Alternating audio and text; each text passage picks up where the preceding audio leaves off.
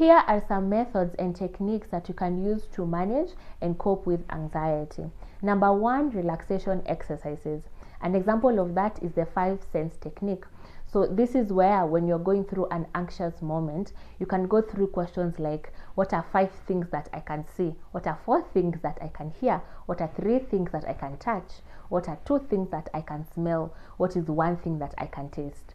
And we have several other examples of relaxation exercises out there, and here Google is your friend.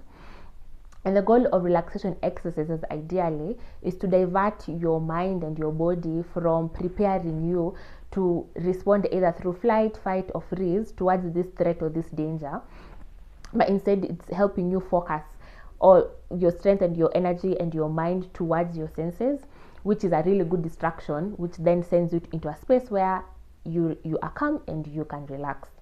Then after relaxing and after your body being calm, another technique that I really recommend after that is something I call the truth system. So this is where you ask yourself a simple question as, is it true? And a lot of times we get anxious and we get into a space where you are experiencing extreme panic because our minds are focusing on thoughts that are very, very irrational. A lot of anxiety is caused by you focusing your mind and your thoughts towards a probability of something happening, a probability of this threat happening, which might be real or perceived, but it hasn't happened, and really there's no external cause or external stimuli per se. So asking yourself the question, is it really true? It helps challenge your thoughts and those thoughts that run through your mind. It's a really good way of challenging it, but with facts.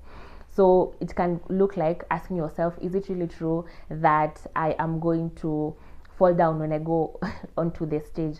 Is it really true that my child is going to be a really bad child because of something that I did or a mistake I made as a parent, and therefore it will make me a bad parent and my child will therefore end up being a bad child? Is it really true that I am going to be fired because I made that one small mistake?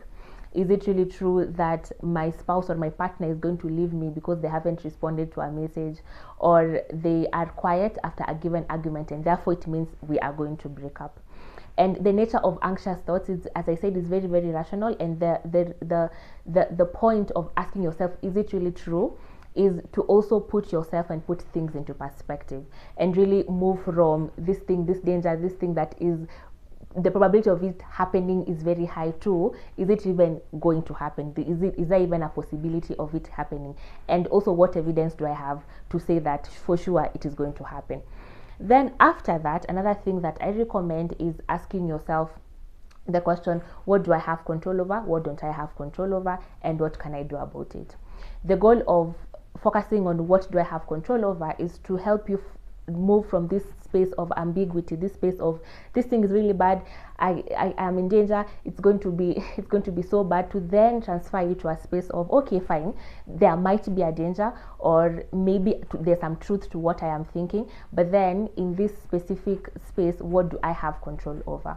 Which then again gives you power. It leaves you in a space where you can actually take charge of what is going on and really focus on what you have control over, versus what anxiety makes you focus on, which is what you don't have control over, and you panic and you're worried about this thing that you can't do anything about. So then it's to move to, what do I have control over, and then what can I do about it? An example, I am going to this job interview.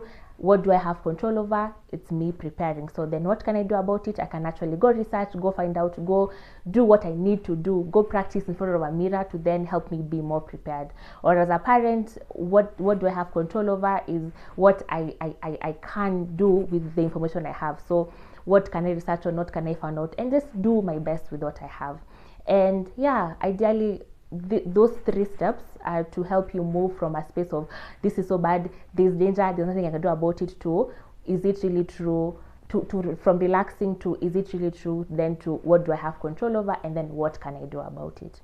Yeah, and I hope that helps you cope and manage your anxiety episodes or anxiety moments. Happy reflection.